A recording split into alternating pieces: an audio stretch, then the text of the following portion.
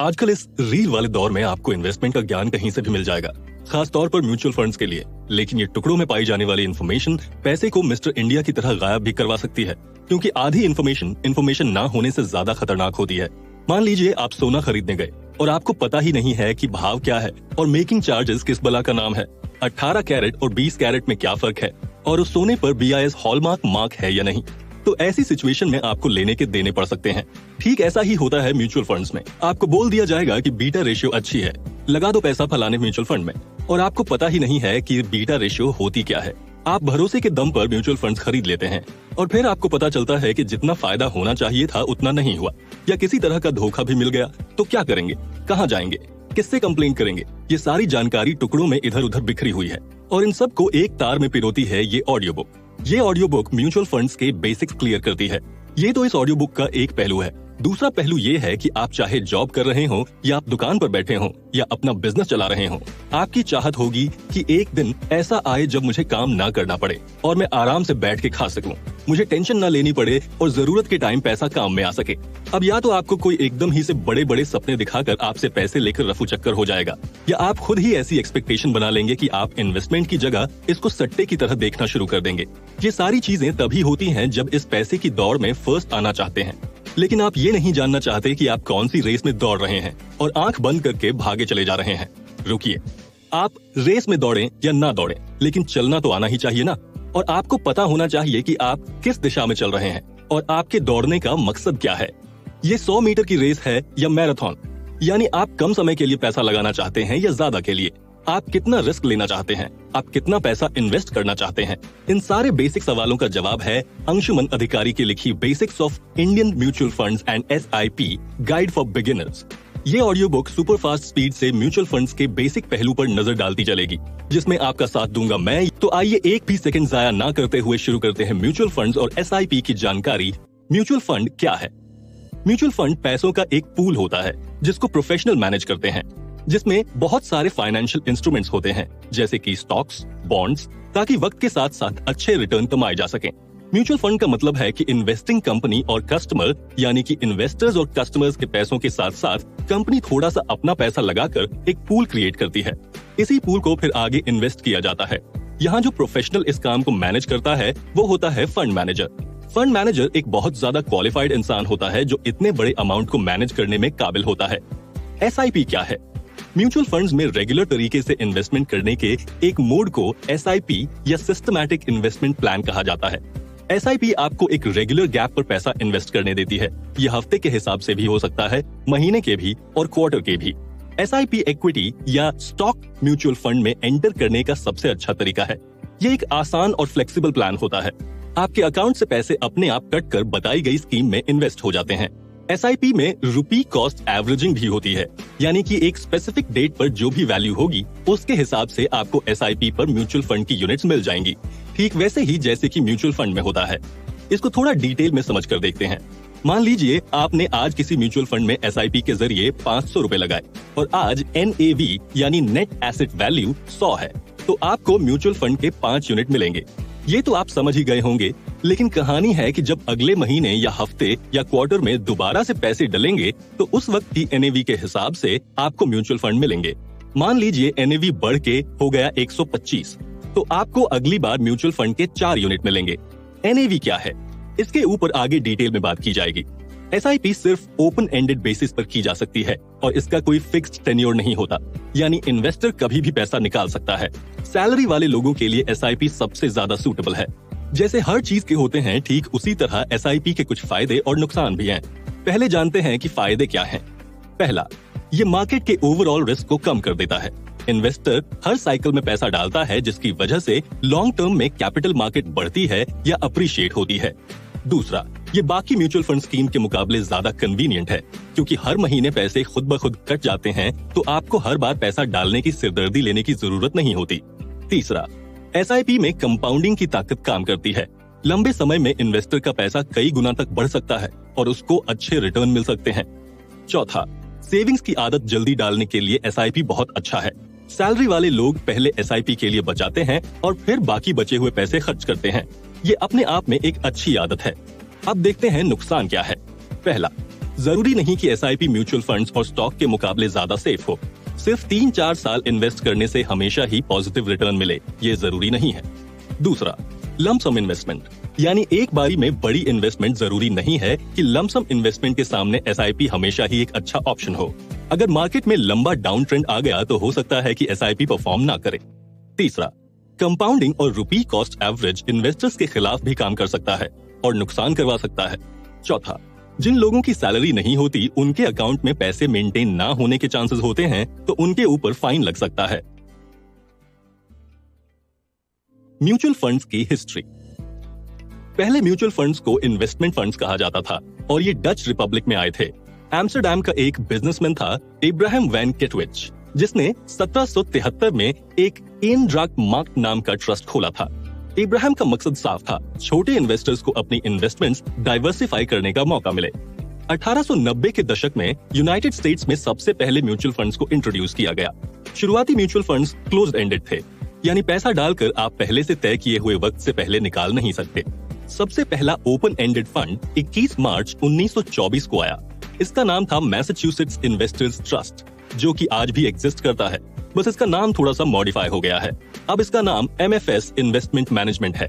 ये फंड एक साल में ही $50,000 से बढ़कर $3,92,000 तक ग्रो कर गया था। फिर जब 1929 में मार्केट क्रैश हुआ तो US की सरकार ने म्यूचुअल फंड्स को रेगुलेट करना शुरू कर दिया। इंडिया में सबसे पहला म्यूचुअल फंड लेकर भारतीय सरकार आई। वो साल था 1963 और इसका नाम था यूनिट ट्रस्ट ऑफ इंडिया उर्फ UTI।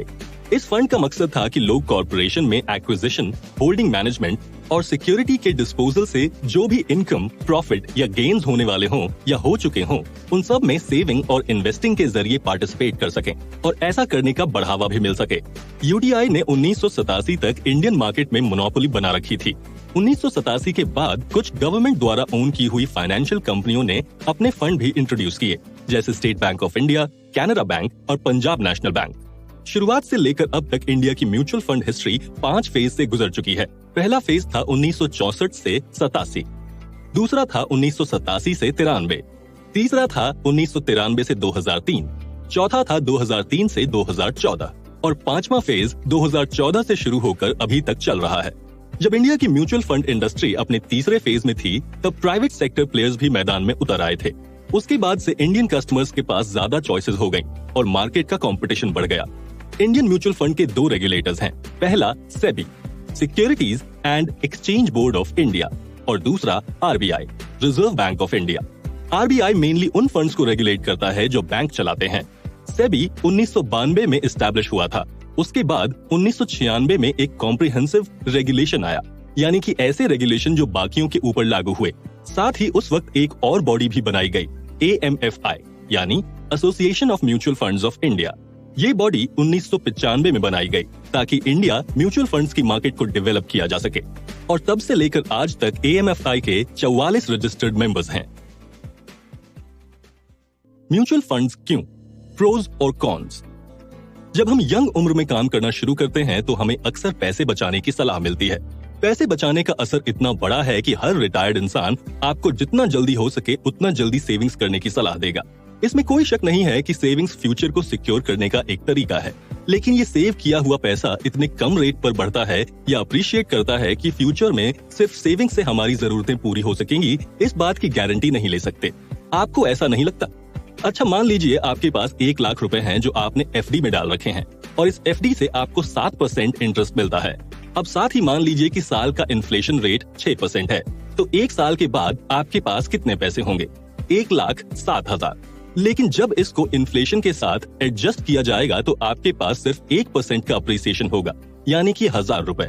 और इस हिसाब से आपकी इन्वेस्टमेंट असल में सिर्फ 1% के रेट से ग्रो कर रही है। पैसे को इन्वेस्ट करने का और ग्रो करने का ये तरीका समझदारी वाला तो नहीं है। हाँ, ये बात सही है कि फिक्स डिपॉजिट इन्वेस्टिंग का सबसे सेफ और सुरक्षित तरीका है, लेकिन बिना रिस्क के आप दौलत भी नहीं बना सकते। म्यूचुअल फंड एक ऐसी चीज है जो लॉन्ग टर्म में दौलत बनाने के लिए हिस्टोरिकली सबसे अच्छी साबित हुई है, क्योंकि जनरली ऐसा देखा गया है कि लॉन्ग टर्म में म्यूचुअल फंड्स ने बहुत अच्छे रिजल्ट दिए हैं। अब इससे पहले कि आप फॉरेन म्यूचुअल फंड्स में इन्वेस्ट करने का सोचें, हम बता दें कि इसके भी कुछ अपने प्रोज और कॉन्स हैं और हर इन्वेस्टर को इनका आइडिया होना चाहिए। प्रोज: 1. म्यूचुअल फंड्स में इन्वेस्ट करना बहुत अफोर्डेबल है। एक इन्वेस्टर 500 रुपए जितनी कम इन्वेस्टमेंट से शुरू कर सकता है। अलग अलग म्यूचुअल फंड्स में मिनिमम इन्वेस्टमेंट अलग अलग होगी, लेकिन फिर भी ये बाकी के ऑप्शंस के मुकाबले में बहुत अफोर्डेबल है। 2. म्यूचुअल फंड्स इन्वेस्टमेंट डाइवर्सिफाई करके रिस्क को बहुत अच्छे से मिनिमाइज कर देता है। पोर्टफोलियो को डाइवर्सिफाई करने के लिए म्यूचुअल फंड्स, स्टॉक्स, बॉन्ड्स और कमोडिटीज में इन्वेस्ट किया जाता है। 3. म्यूचुअल फंड्स को मैनेज करने वाले लोग प्रोफेशनल्स होते हैं और इसकी वजह से एक तरह से इन्वेस्टर्स को एक प्रोफेशनल पोर्टफोलियो मैनेजर मिलता है, जिसकी वजह से इन्वेस्टर को मार्केट रिस्क के बारे में उतना चिंता करने की जरूरत नहीं होती। एक प्रोफेशनल फंड मैनेजर के पास इंडस्ट्री एक्सपीरियंस और विजन होता है कि वो इन्वेस्टर्स के पैसे से प्रॉफिट बना सकता है। 4. म्यूचुअल फंड से आपको लिक्विडिटी मिलती है। आप अपने म्यूचुअल फंड्स को कभी भी बेच सकते हैं और पैसे को अपने अकाउंट में ट्रांसफर कर सकते हैं। कॉन्स: 1. जैसे स्टॉक मार्केट की बाकी चीजों के साथ रिस्क जुड़ा हुआ है, वैसे ही म्यूचुअल फंड्स के साथ भी जुड़ा होता है। आपने वो तो सुना ही होगा, mutual funds are subject to market risk. Stock market unpredictable होती है और किसी भी बड़े इकोनॉमिक और पॉलिटिकल घटना पर क्रैश हो सकती है। अगर ऐसा होता है तो जो पैसा आपने सालों से इसमें इन्वेस्ट किया होता है वो रातों रात गायब हो सकता है। 2. कुछ म्यूचुअल फंड्स क्लोज एंडेड होते हैं, यानी कि इनमें एक लॉक इन पीरियड होता है और जब तक वो पीरियड पूरा ना हो जाए तब तक आप म्यूचुअल फंड्स को बेच नहीं सकते। क्लोज एंडेड फंड्स का लॉक इन पीरियड 3 से 5 साल होता है। तो अगर आप इस तरह के फंड में इन्वेस्ट करते हैं तो जो भी उसका लॉक इन पीरियड होगा उससे पहले उस फंड से एग्जिट नहीं कर सकते। 3. म्यूचुअल फंड की एक फीस होती है जिसको एक्सपेंस रेशियो कहा जाता है। ये क्लाइंट या इन्वेस्टर से ली जाती है। इस फीस का फंड की परफॉर्मेंस से कोई लेना देना नहीं होता। फंड कैसा भी परफॉर्म कर रहा हो, फीस कटती ही है। और साथ ही अगर आपको एक सर्टेन पीरियड से पहले म्यूचुअल फंड से एग्जिट करना है तो आपको एग्जिट लोड देना पड़ता है। ये भी एक तरह की फीस होती है। 4. म्यूचुअल फंड्स पर कैपिटल गेन्स के हिसाब से टैक्स लगता है। कुछ फंड्स नॉन टैक्सेबल होते हैं, लेकिन इंडिया में LTCG देना होता है, यानी कि long term capital gains tax.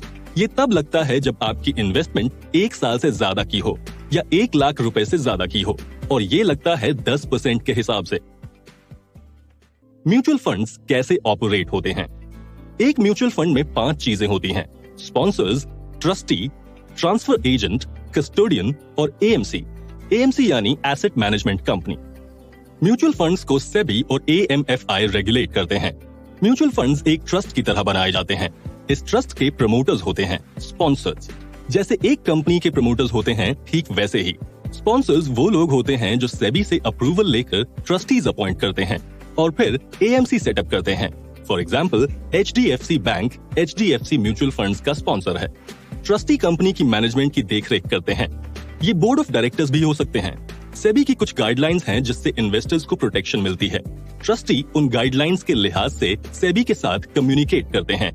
AMC या फंड हाउस म्यूचुअल फंड्स के डे टू डे ऑपरेशंस को चलाने की जिम्मेदारी लेती है। Chief investment officer, fund manager और एनालिस्ट्स की एक टीम होती है जो फंड की देखरेख करती है। कस्टोडियन के पास AMC के सारे शेयर्स और सिक्योरिटीज की कस्टडी होती है और ये सेबी के साथ रजिस्टर्ड होता है। ट्रांसफर एजेंट इन्वेस्टर्स की ट्रांजैक्शंस को रजिस्टर भी करता है और मेंटेन भी। इन्वेस्टर की ट्रांजैक्शंस जैसे कि खरीदना, एक्सचेंज करना, मेल्स की प्रोसेसिंग और रिलेटेड इंफॉर्मेशन, पर्सनल डेटा में कोई बदलाव, ये सारी चीजों को ट्रांसफर एजेंट ही रिकॉर्ड और अपडेट करता है। कैम्स और कावी ट्रांसफर एजेंट्स हैं। म्यूचुअल फंड्स के टाइप। म्यूचुअल फंड्स के बहुत सारे टाइप होते हैं, लेकिन सबसे बेसिक और जरूरी टाइप इन्वेस्टर के एंट्री और एग्जिट टाइम फ्रेम के ऊपर बेस्ड होता है और ये फंड्स 3 टाइप के होते हैं। 1. Open ended funds. 2. Close ended funds. 3. Interval funds. Open ended funds को लिक्विड फंड्स भी कहा जाता है क्योंकि इसमें एक इन्वेस्टर कभी भी एंट्री और एग्जिट कर सकता है। एक क्लोज एंडेड फंड ऐसा फंड होता है जहां आपकी इन्वेस्टमेंट एक टाइम पीरियड के लिए लॉक की जाती है, 3 से 5 साल के लिए। इंटरवल फंड इन दोनों का कॉम्बिनेशन होता है। नॉर्मली ये फंड रेगुलर बाइंग और सेलिंग के लिए अवेलेबल नहीं होते, बल्कि एक स्पेसिफिक इंटरवल के लिए ओपन होते हैं जिसे पीरियड फंड हाउस पहले ही डिफाइन करके रखते हैं। इस तरह के बहुत कम फंड हाउसेस हैं।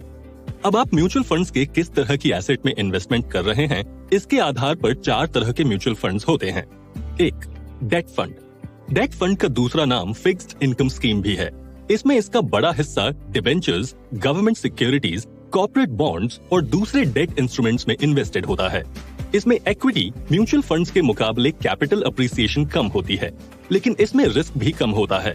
ये कम रिस्क वाली और कम रिटर्न वाली इन्वेस्टमेंट उन लोगों के लिए अच्छी है जो एक स्टेडी इनकम चाहते हैं। इसके एग्जाम्पल हैं Aditya Birla sun life medium term plan, SBI magnum gilt short term. 2. Money या लिक्विड मार्केट।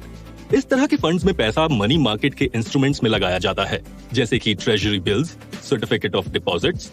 ये उन इन्वेस्टर्स के लिए अच्छा है जो अपने सरप्लस फंड्स यानी कि जरूरत से ज्यादा पैसे को किसी शॉर्ट टर्म इंस्ट्रूमेंट में लगाना चाहते हो और उस इंस्ट्रूमेंट की मैच्योरिटी 90 दिन से कम हो। ये कम रिस्क वाली इन्वेस्टमेंट्स होती हैं। For example HDFC liquid fund, HSBC cash fund. 3. Equity या ग्रोथ फंड।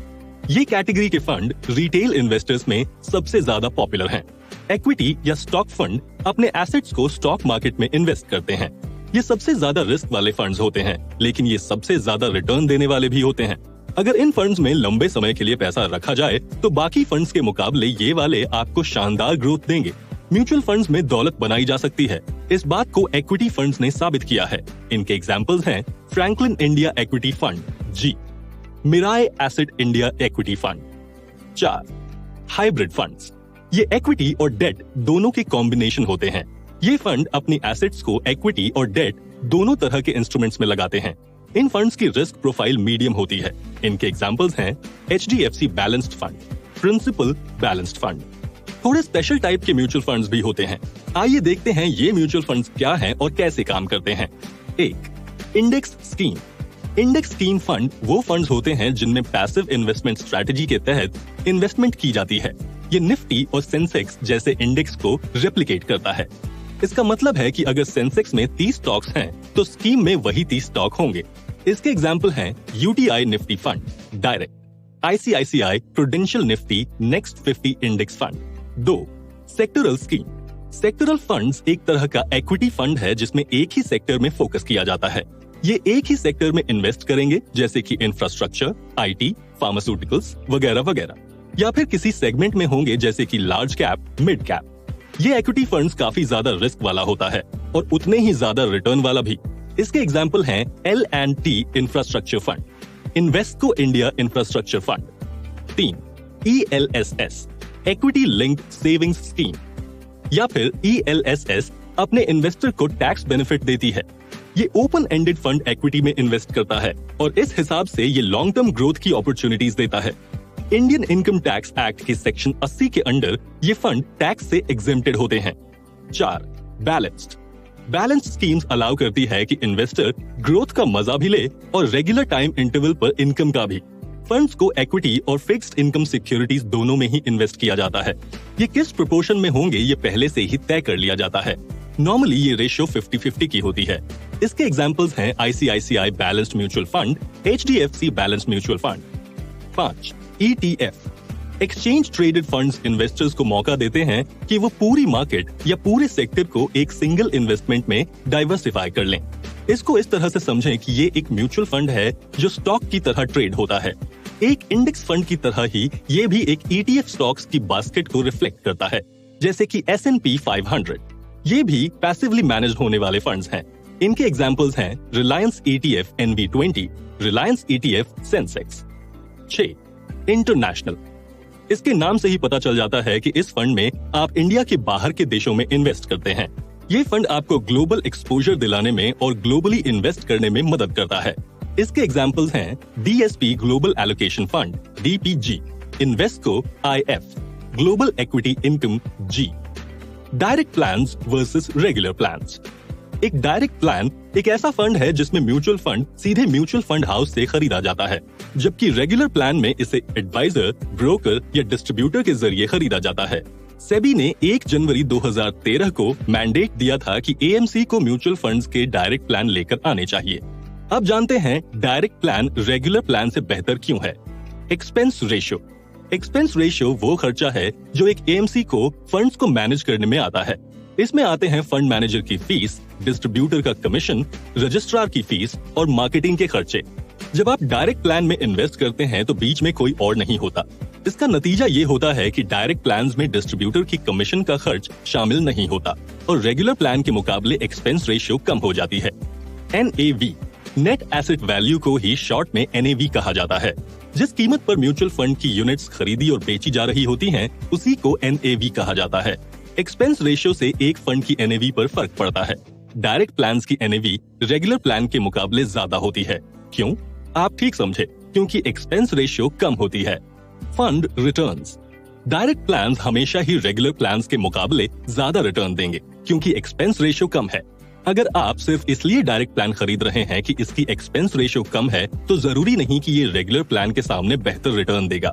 रेगुलर प्लान्स में एक्स्ट्रा चार्जेस होते हैं, लेकिन उसमें एक्स्ट्रा फीचर्स भी होते हैं, जैसे कि प्रोफेशनल एडवाइस, जो कि नए इन्वेस्टर्स के लिए काफी फायदेमंद हो सकती है।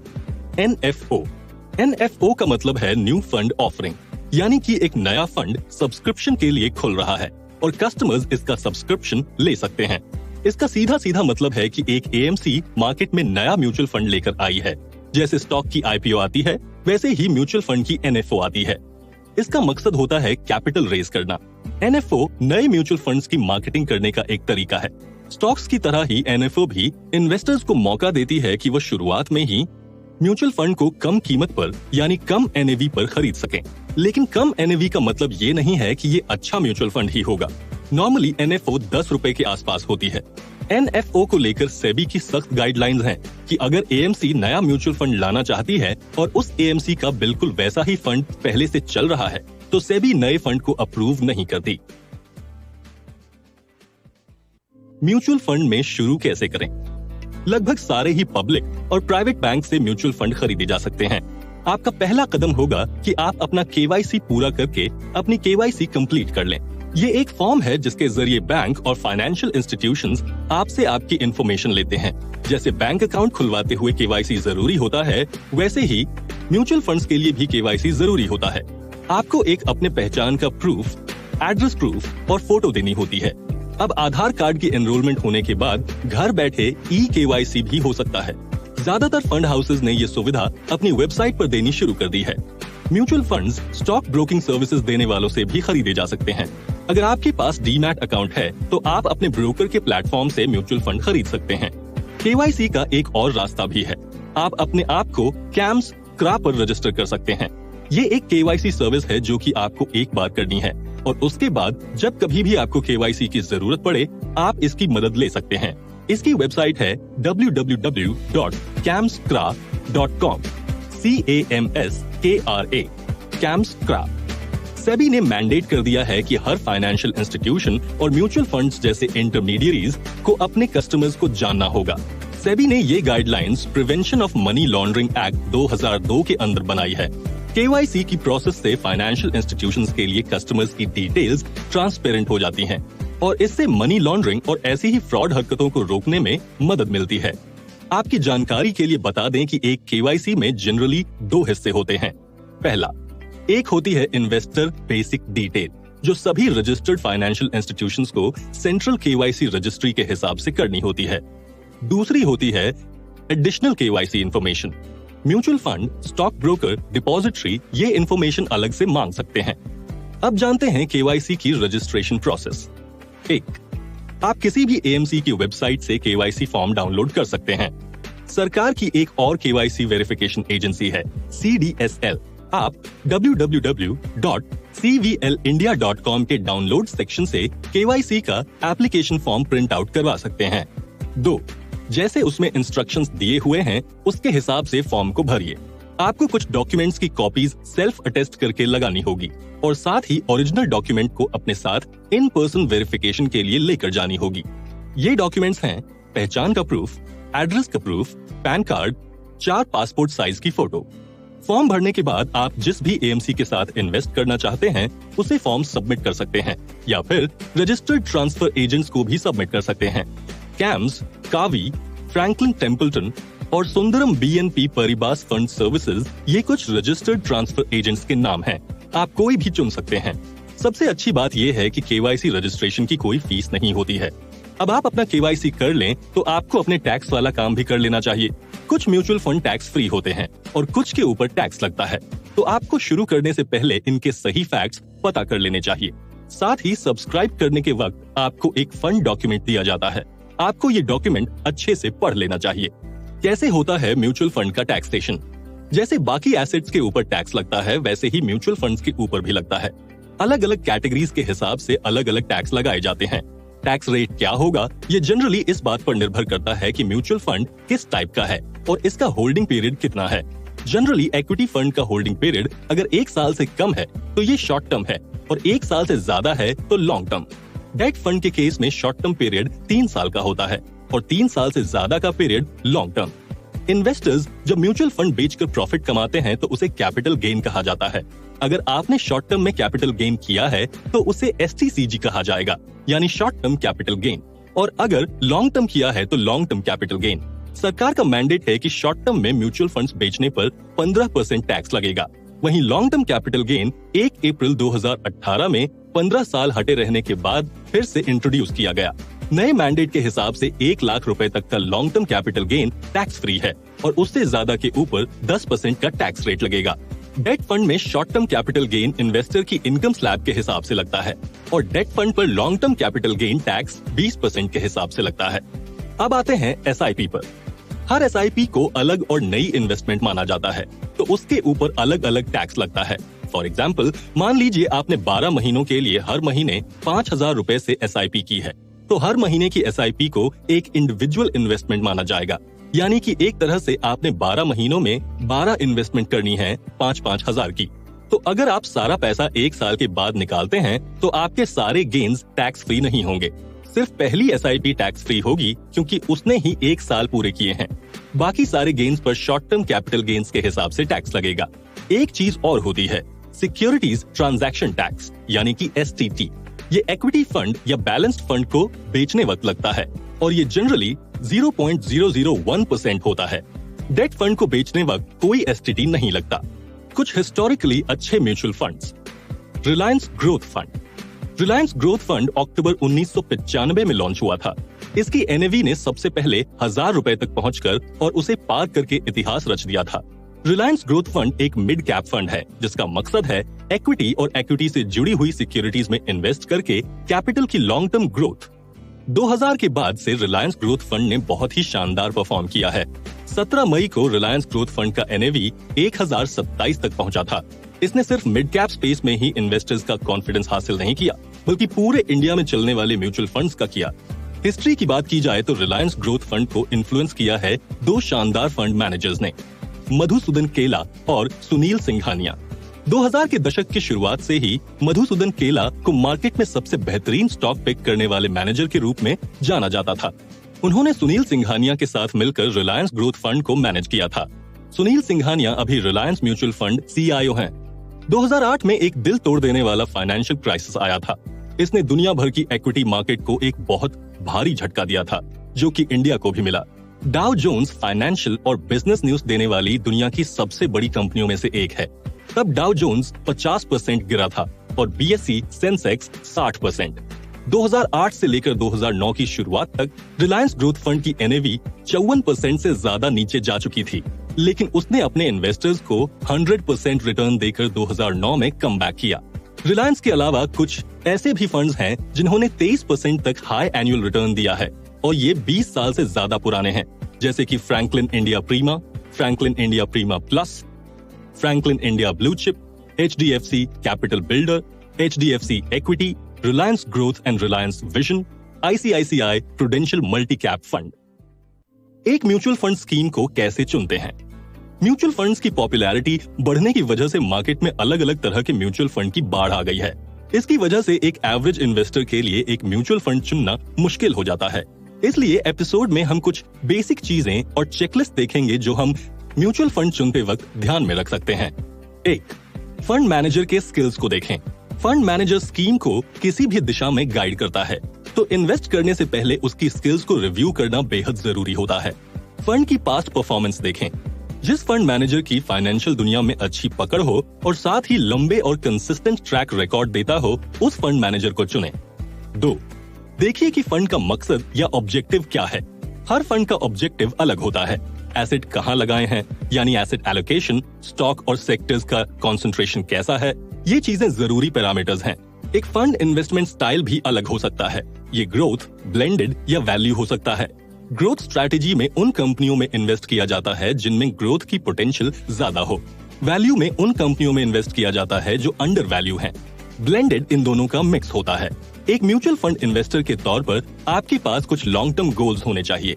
आपके फ्यूचर गोल्स क्या हैं और आप कितने पैसे इन्वेस्ट करने वाले हैं, इनके आधार पर आपको प्लान चुनना है। 3. पास्ट परफॉर्मेंस या रिटर्न्स को कंपेयर कीजिए। आपको पास्ट परफॉर्मेंस इसलिए देखनी है ताकि आप इवैल्यूएट कर सकें कि ग्रोथ होगी या नहीं, और साथ ही ये भी देख सकें कि फंड की स्ट्रैटेजी क्या है। ऐसा जरूरी नहीं है कि जिसने पास्ट में अच्छा परफॉर्म किया हो वो फ्यूचर में भी अच्छा परफॉर्म करे, लेकिन अगर पास्ट रिजल्ट अच्छे रहे हों तो इसका मतलब है कि मैनेजमेंट और इनसाइट बेहतर थे। फंड्स के रिटर्न को कंपेयर करने के लिए आपको एक सेम टाइम फ्रेम में कंपेयर करना होगा, जैसे इक्विटी फंड 3 से 5 साल और लिक्विड फंड के लिए इससे छोटा टाइम फ्रेम जैसे कि 6 महीने का हो सकता है। 4. रेटिंग एजेंसीज फंड्स को रेटिंग देती हैं, तो आप एक फंड की रेटिंग भी देख सकते हैं। रेटिंग एजेंसी वो प्रोफेशनल ऑर्गेनाइजेशन होती हैं जो अलग अलग फंड स्कीम पर रिसर्च करती है और उन्हें रेटिंग देती है। रेट करने से पहले वो बहुत गहरी रिसर्च और बैकग्राउंड चेक करती हैं ताकि कस्टमर्स फंड की क्वालिटी इवैल्यूएट कर सकें। 5. आप चाहें तो अपने फंड को इवैल्यूएट करने के लिए अलग अलग पैरामीटर्स भी चेक कर सकते हैं, जैसे कि alpha, standard deviation, beta, Sharpe ratio. A. Alpha का मतलब होता है बेंचमार्क इंडेक्स के मुकाबले एक फंड ने कितना ज्यादा रिटर्न दिया है। ये रिस्क एडजस्टेड बेसिस पर एक इन्वेस्टमेंट की परफॉर्मेंस को मेजर करता है। अगर एक फंड का अल्फा 2% है तो इसका मतलब है कि उसने बेंचमार्क इंडेक्स से 2% बेहतर परफॉर्म किया है, और अगर अल्फा -2% है तो इसका मतलब है कि फंड ने बेंचमार्क इंडेक्स के मुकाबले 2% खराब परफॉर्म किया है। अल्फा जितना ज्यादा होगा उतना ही इन्वेस्टर के लिए बेहतर होगा। B. Standard deviation. Standard deviation से एक पर्टिकुलर पीरियड में फंड की वॉलेटिलिटी पता चलती है। वॉलेटिलिटी यानी एक फंड कितना ऊपर और कितना नीचे जा सकता है। म्यूचुअल फंड की स्टैंडर्ड डिविएशन आपको दिखाती है कि एक इन्वेस्टर का रिटर्न हिस्टोरिकल एवरेज से कितना डिविएट कर सकता है। ये नंबर जितना ज्यादा होगा फंड के रिटर्न उतने ही ज्यादा वॉलेटाइल होंगे। अब क्योंकि इन्वेस्टर्स कम वॉलेटिलिटी वाले फंड्स चाहते हैं तो ऐसे में लॉन्ग टर्म के लिए फंड्स को फिल्टर करना आसान हो जाता है। सी. बीटा. बीटा फंड की वॉलेटिलिटी को बेंचमार्क से कंपेयर करता है। इससे पता चलता है कि बेंचमार्क के मुकाबले एक फंड की परफॉर्मेंस इतनी उतार चढ़ाव वाली हो सकती है। अगर बीटा 1.0 से कम है तो इसका मतलब है कि मार्केट के मुकाबले फंड कम वॉलेटाइल रहेगा, अगर ज्यादा है तो ज्यादा। डी. शार्प. इससे देखते हैं कि एक फंड ने जितना रिस्क लिया है उसके मुकाबले कितना अच्छा परफॉर्म किया है। ये जितना ज्यादा होता है उतना ही अच्छा होता है। वहीं अगर इस दौरान आपको कोई शिकायत या कंप्लेंट दर्ज करानी हो तो फंड ग्रीवेंस रिड्रेस किया जा सकता है। सेबी ने एक ऑनलाइन ग्रीवेंस रिड्रेसल लॉन्च कर दिया है जिसको सेबी कंप्लेंट्स रिड्रेस सिस्टम या शॉर्ट में स्कोर्स भी कहते हैं। इसका मकसद है इन्वेस्टर्स की कंप्लेंट को रिजॉल्व करना। स्कोर्स में कंप्लेंट फाइल करके उसे ट्रैक करने का फीचर भी है, लेकिन इन्वेस्टर को पहले एएमसी को या इंटरमीडियरी को अप्रोच करना चाहिए। अगर मुद्दा ज्यादा ही दिक्कत वाला हो तो ही स्कोर्स के जरिए उसकी कंप्लेंट फाइल करनी चाहिए।